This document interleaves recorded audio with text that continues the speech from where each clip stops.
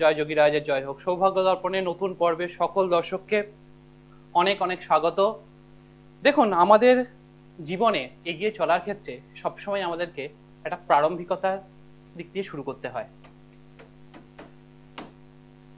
এবং এই প্রারম্ভিকতার মধ্যে অবশ্যই একটি গুরুত্বপূর্ণ তিথি হলো মহালয়া তিথি। প্রতি বছরই আপনাদের উদ্দেশ্যে মহালয়ার বিশেষ পর্ব বলতে পারেন, বিশেষ উপাচার সহ কিছু পর্ব আপনাদের জন্য, শুধুমাত্রই আপনাদের জন্য উপস্থাপন করা হয়। এবছরও তার ঠিক ব্যতিক্রম কিছু হবে না। একই রকম ভাবে একদম সঠিক সময়ে মহালয়ার বিশেষ পর্ব শুধুমাত্রই আপনাদের জন্য।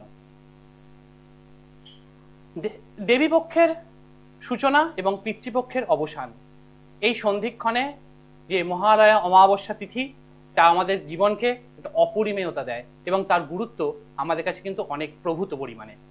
এবং যারা জানে তারা জানে যে এই মহালয়া তিথির গুরুত্ব কতটা এবং জীবনে তার কতটা পরিমাণ ব্যবহার যোগ্যতা আমাদের জীবনে রয়েছে। এবং এই যে মহালয়া, এই দিনটি এবং এই সময় এবং যোগ সবকিছু সমন্বয়ে এই মহালয়া তিথিটি, মহালয়া অমাবস্যা তিথিটি একটা অপরিমেয়তা রয়েছে। তাই যারা এখনো পর্যন্ত কারো সান্নিধ্যে আসতে পেরেছেন, তারা অবশ্যই শুভত্বের জন্য তো শুভত্বের সম্ভাবনা তো রয়েছেই, শুভত্ব কামনাও করবেন এবং আপনি শুভত্ব পাবেনও, কিন্তু অবশ্যই সঠিক জায়গায় পৌঁছতে হবে, তবেই আপনি তার শুভত্ব পাবেন। তা না হলে ওই অর্ধভঙ্গ রেডিমেড রেমেডির মতো ওই শোপিসেই পরিণত হবে। আপনার বিশ্বাস ভঙ্গ হবে, আর্থিক ভঙ্গ হবে, আর কিছুই হবে না। জীবনের যে উন্নয়ন, সে উন্নয়নের কোনো গতিধারাই দেখতে পাবেন না। আর যারা এখনো পর্যন্ত কারোর সান্নিধ্যে আসতে পারেননি এবং যারা এই মহালয়া অমাবস্যা তিথিটিকে অ্যাকচুয়ালি আমরা কিভাবে জীবনে প্রয়োগ করতে পারি, শুধুমাত্র তাদের জন্যই আজকের এই প্রোগ্রাম।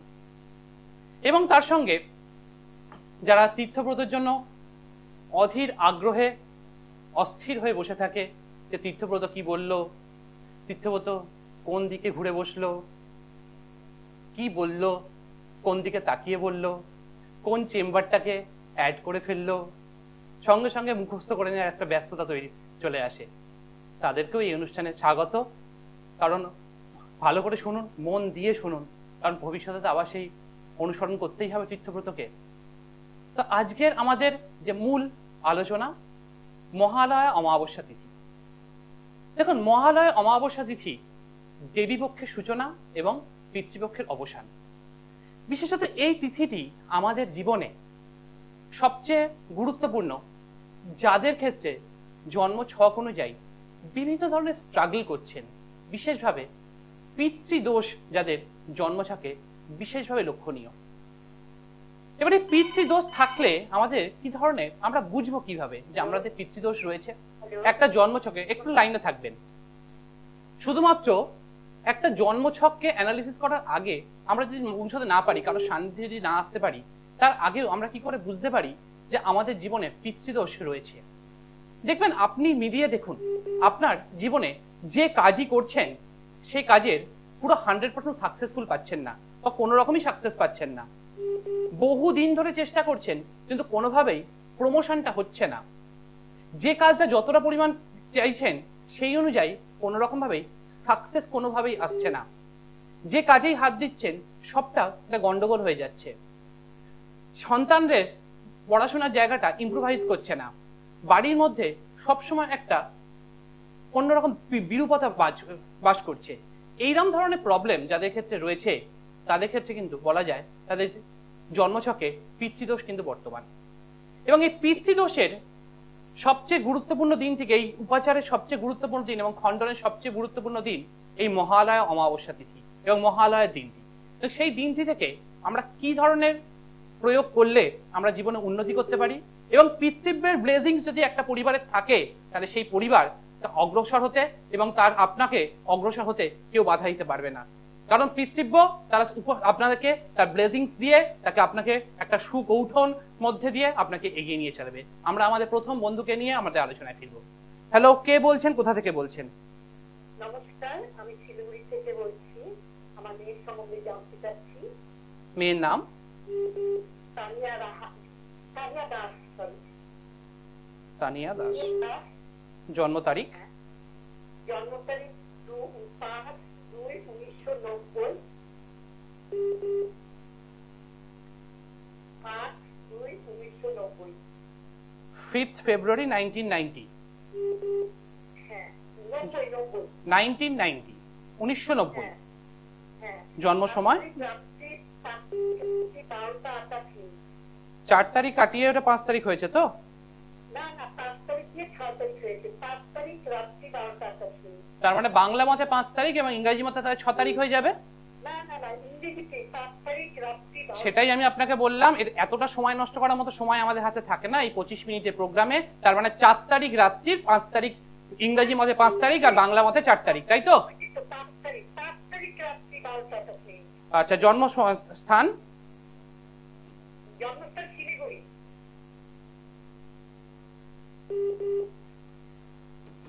হ্যালো।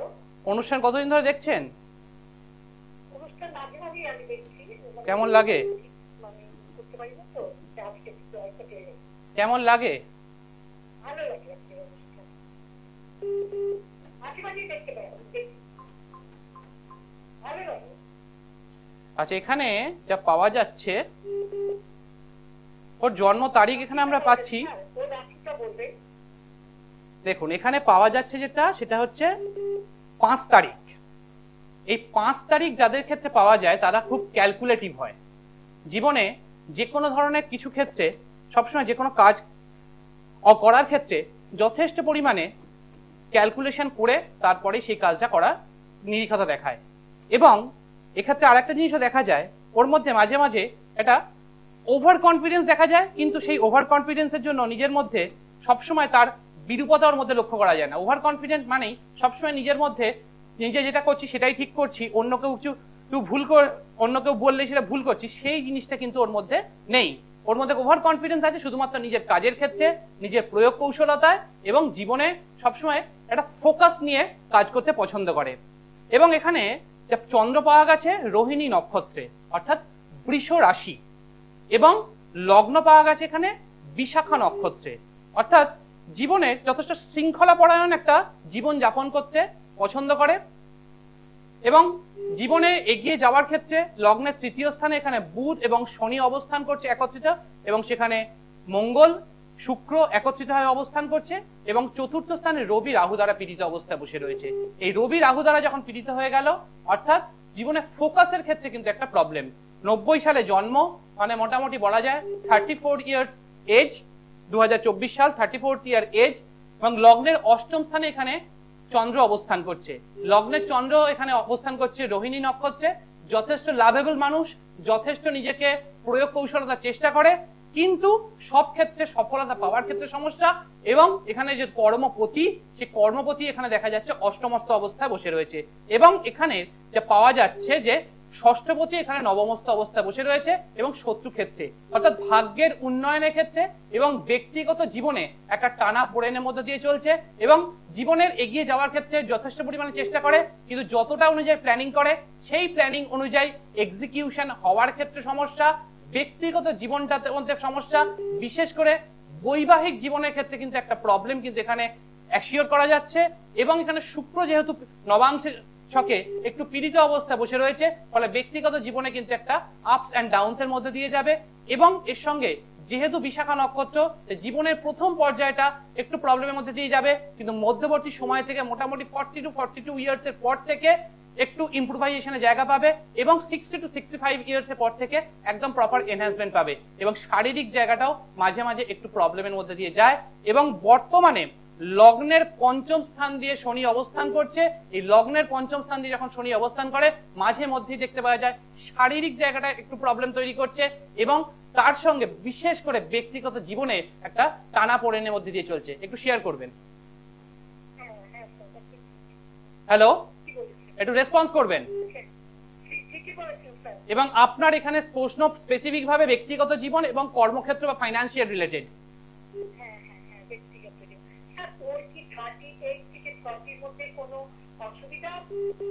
দেখুন, আমি আগেই আমার অ্যানালিসিসে যদি আপনি শুনে থাকেন, আমি আগেই বলেছি যে বিশাখা নক্ষত্র যাদের জন্ম এবং তার সঙ্গে এখানে সপ্তমপতি একটু পীড়িত অবস্থায় বসে রয়েছে, ফলে ব্যক্তিগত জীবনটার মধ্যে একটা টানাপোড়েন কিন্তু চলবেই।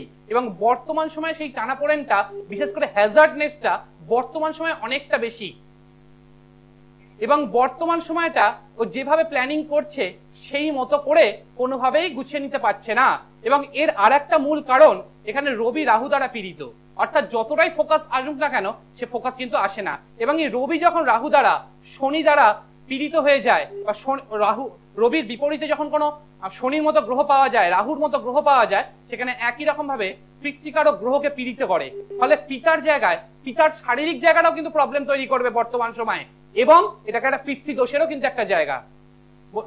বর্তমান সময় ওনার পিতারও একটুখানি শারীরিক জায়গাটা প্রবলেম ফেস করছেন। হ্যালো,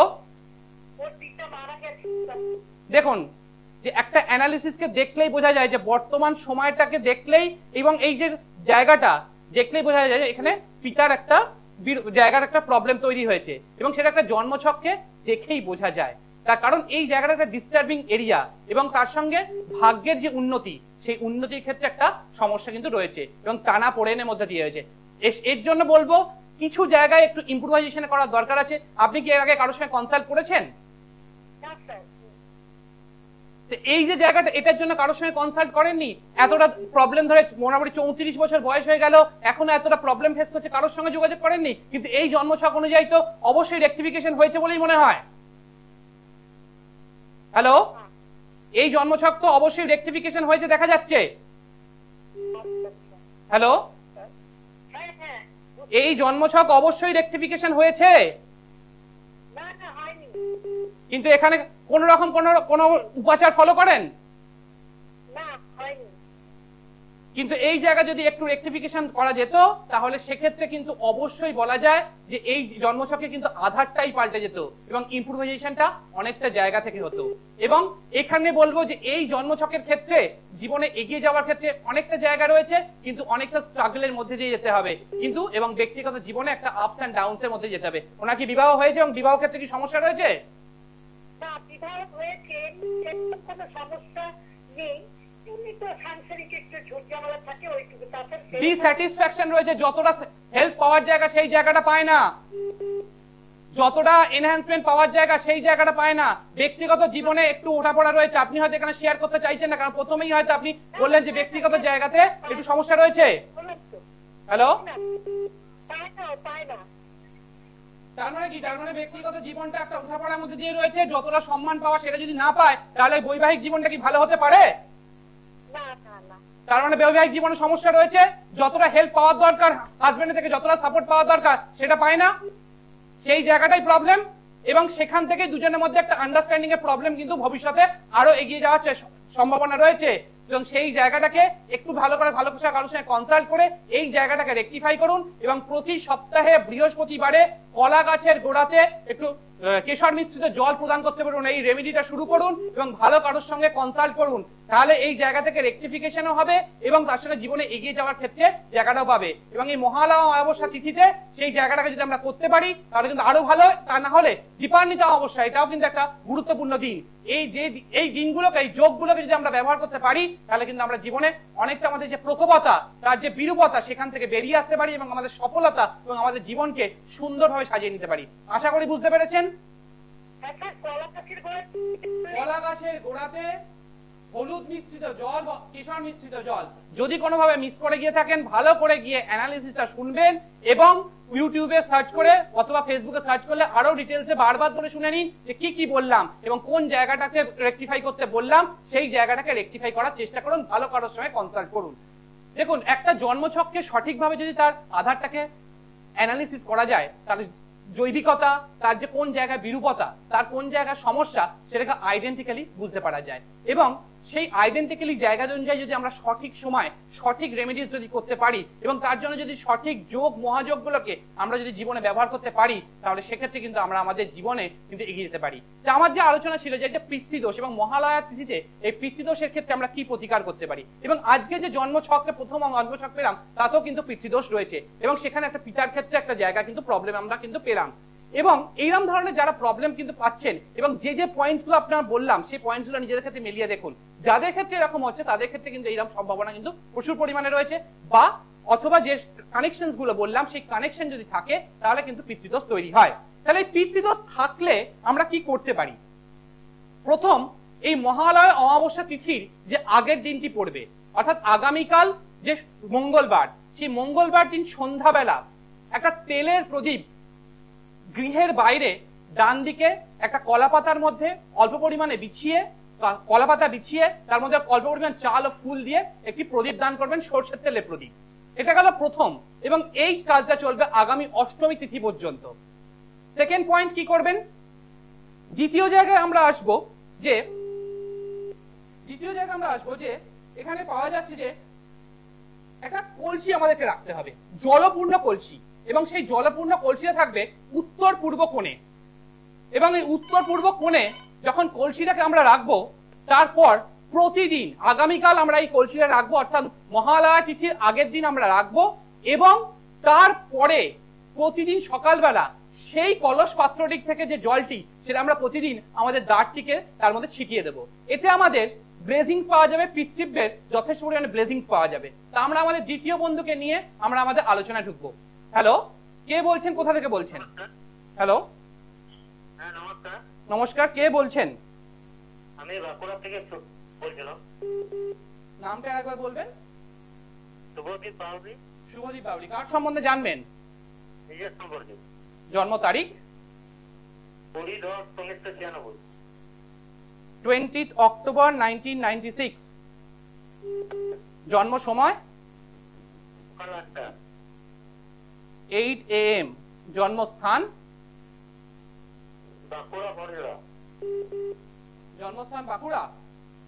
হ্যাঁ বড়জোড়া বড়জোড়া। এখন কোথা থেকে ফোন করছেন? বড়জোড়া। কতদিন ধরে প্রোগ্রাম দেখছেন? সৌভাগ্য দর্পণ কতদিন ধরে দেখছেন? কেমন লাগছে? আজকে প্রথম আপনাদের। আজকে প্রথম দিকে দেখেই আপনি ফোন পেয়ে গেলেন? হ্যাঁ। তার মানে আপনার শুভ সময় আরম্ভ হয়তো হয়ে গিয়েছে। দেখুন, এখানে লগ্ন পাওয়া গেছে যে অনুরাধা নক্ষত্র, এবং চন্দ্র পাওয়া গেছে উত্তরাষাঢ়া নক্ষত্র। জেনারেলি সৌভাগ্য দর্পণে ফোন করলে অনেক আগে থেকে অনেক দিন ধরে চেষ্টা করে তবেই পাওয়া যায়। তার মানে এখানেও প্রমাণিত হলো যে সৌভাগ্য দর্পণে যদি কেউ চেষ্টা করে, মন থেকে চেষ্টা করে, তাহলে কিন্তু পাওয়া যায়, এবং সেখান থেকেই কিন্তু তার প্রপার অ্যানালিসিসটা নেওয়ার জন্য সে তৈরি হয়ে থাকে। এখানে প্রথম দিন দেখে আপনার আজকে ভালো লাগলো? হ্যালো, ভালো লেগেছে বলে আর ফোন করছি। তার মানে প্রথম দিন দেখে অনুষ্ঠানটা ভালো লেগেছে, এবং এখানে লগ্ন পাওয়া যাচ্ছে অনুরাধা নক্ষত্রে, এবং চন্দ্র এখানে পাওয়া গেছে উত্তরাষাঢ়া নক্ষত্রে, এবং এখানে শনি কেতুযুক্ত অবস্থায় বসে রয়েছে। অর্থাৎ জীবনের লাইফে এগোনোর ক্ষেত্রে যা প্রপার প্ল্যানিং করবেন, সেই প্রপার প্ল্যানিং পাওয়ার ক্ষেত্রে একটা সমস্যা। এবং এখানে শনি, এখানে চন্দ্র বসে রয়েছে মকর রাশিতে, অর্থাৎ বর্তমানে একটা সাড়ে সাতি প্রকোপতা চলছে, এবং সাড়ে সাতির একদম শেষ পর্যায়ের দিকে কিন্তু চলে এসেছে, এবং যে কাজই করছেন বর্তমান সময় সেই জায়গাটা কিন্তু সেই মতো করে গড়ে উঠছে না।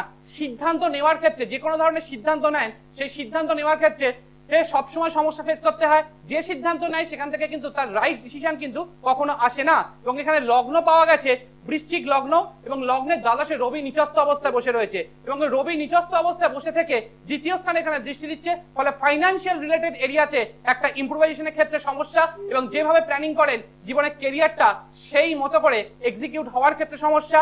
এবং এখানে সপ্তম ভাব, সেই সপ্তম ভাবটাও কিন্তু বিশেষভাবে পীড়িত, এবং এখানে শুক্রও কিন্তু পীড়িত। ফলে ব্যক্তিগত জীবনটা কিন্তু একটা ওঠা পড়ার মধ্যে দিয়ে চলছে, এবং জীবনে যতটাই চেষ্টা করেন না কেন সেই মতো কিন্তু সাকসেস কিন্তু দেখতে পাচ্ছেন না। এবং অনুরাধা নক্ষত্রে যাদের জন্ম, তাদের ক্ষেত্রে বলা হয় যে তাদের জীবনে অনেক কম বয়স থেকেই আপনাকে অনেক বেশি দায়িত্ব বহন করতে হয়। একটু রেসপন্স করবেন। হ্যালো, হ্যাঁ শুনতে পাচ্ছি, বলুন। একটু রেসপন্স করলেন। আপনার যে অ্যানালিসিসে বললাম, অনেকটা কম বয়স থেকে পারিবারিক ক্ষেত্রে অনেকটা দায়িত্ব নিতে হয়, সিদ্ধান্ত নেওয়ার ক্ষেত্রে একটা সমস্যা, যে সিদ্ধান্তই নেয় সেখানে থেকে সবসময় 100% রেজাল্ট আসতে চায় না, কেরিয়ারটা সঠিকভাবে যেদিকে চাইছেন সেই জায়গা থেকে হচ্ছে না, বর্তমান সময়ে মানসিক ক্ষেত্রে একটা সমস্যা, এই জায়গাটা প্রবলেমটা বর্তমানে ফেস করছেন, একটু শেয়ার করবেন। হ্যাঁ হ্যাঁ। এবং এখানে যা পাওয়া যাচ্ছে জন্ম তারিখ হচ্ছে 20, অর্থাৎ 2, অর্থাৎ যথেষ্ট পরিমাণে মানসিকভাবে চঞ্চল, এবং তার সঙ্গে এখানে 6, অর্থাৎ সবসময় একটা ল্যাভিশ লাইফ লিড করার চেষ্টা করেন, কিন্তু সেটা হয় না, বারবার ধরে সাফার করতে হয়, তাই তো? যে যে পয়েন্টস গুলো, যে যে কি পয়েন্টস গুলো বললাম, সেটা কতটা মিললো? সবটাই মিললো তো? এর আগে কারোর সঙ্গে কনসাল্ট করেছেন? হ্যাঁ করিয়েছিলাম। তিনি কি আপনাকে এতটা ডিটেলসে বলেছেন আপনার এই পয়েন্টসগুলো, এই কি পয়েন্টসগুলো যে প্রবলেম, তার জন্য কি সমাধান করেছেন? কিছুই বলেনি। আমি তাহলে আপনার আজকে যে ফোনটা পেলেন তাতে আপনার এই অ্যানালিসিস শুনে কেমন লাগছে, যে প্রপার ওয়েতে আপনি একটা অ্যানালিসিস পেলেন? না না, আপনাকে আমি একটা কথা বলছি। আমি সবজি বিক্রি করি, তো আমার ধার দেনার মধ্যে ব্যবসাটা চলছে, সেই জন্য করছি। দেখুন, আগেই বললাম যে যতটা প্ল্যানিং করছেন সেই অনুযায়ী কোনোভাবে রেজাল্ট আসছে না। তার মূলত কারণ এখানে শনি কেতুযুক্ত পীড়িত, এবং তার তো দ্বিতীয় স্থানে শনির দৃষ্টি, এবং এখানে শুক্র। এখানে ভেজিটেবলস কাকে নির্দেশ করে? ভেজিটেবলস নির্দেশ করে মঙ্গলকে, এবং তার সঙ্গে সঙ্গে বুধকে, এবং তার সামগ্রিকভাবে শুক্র, এবং তার সঙ্গে শনির প্রকোপ। এই তিন সবকটাকে একসঙ্গে মিলিয়ে সবজির ব্যবসাকে ইন্ডিকেশন করে। সেই জায়গাটাই ডিস্টার্ব হয়ে রয়েছে।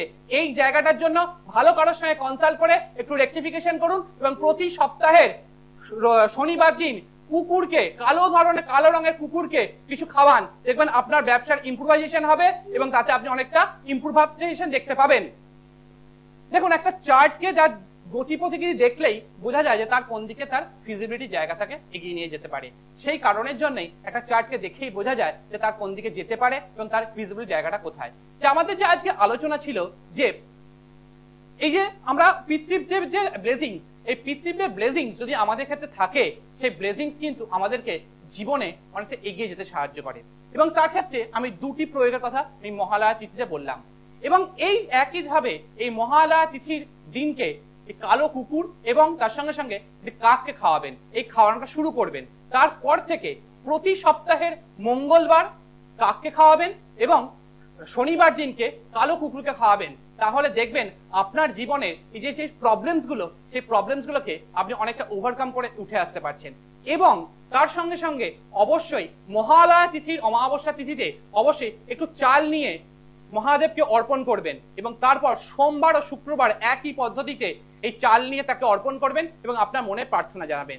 এই জায়গাটা যদি করতে পারা যায়, তাহলে আমাদের পৃথিবীর যেমন ব্লেসিংস পাবো, এবং তার সঙ্গে সঙ্গে আমাদের জন্মচকের যে যে জায়গাগুলো, যে প্রবলেমস গুলো হয়ে রয়েছে, সেই জায়গাটার কিছুটা পরিমাণ নিরীহতা কিন্তু এখানে পাওয়া যাবে, এবং বিরূপতার জায়গাটা আস্তে আস্তে করে কন্ট্রোল হতে আরম্ভ করবে। দেখুন, একটা উপাচার আপনাকে ফিজিবিলি সেই জায়গাটাকে ইম্প্রুভাইজেশন করতে সাহায্য করে, কিন্তু তার 100% রেজাল্ট কখনো আসতে পারে না। দেখুন, একটা রেমেডি সবসময় ডিপেন্ড করে আপনার অ্যাকর্ডিং টু ইউর চার্ট, আপনার জন্ম ছক, সেই জন্ম ছকের উপর যায়। আজকাল তো দেখতে পাওয়া যায় যে মায়ের রূপের ছাড়াও কেউ কেউ তার চক্ষুদানও করে দিচ্ছে।